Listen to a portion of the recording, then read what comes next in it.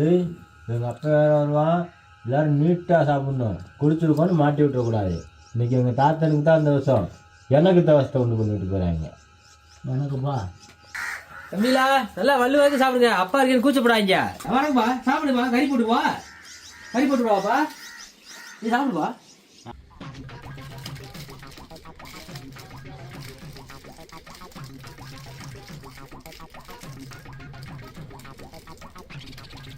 கறி ஒரு மாதிரி வள வளன்னு இருக்குவா.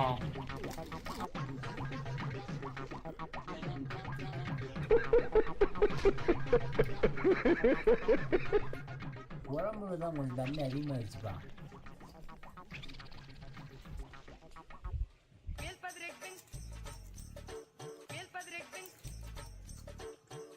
என்னப்பா கறி கசக்குதா?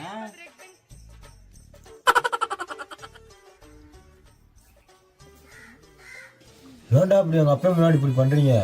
போதும்னா ஒரு நிதானம் வேணாமாடா? என்னைய மாதிரி சாப்பிட்டு பழகுங்கடா.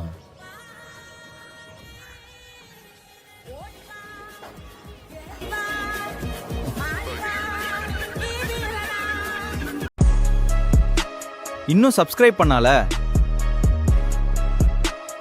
உடனே போய் பாருங்க.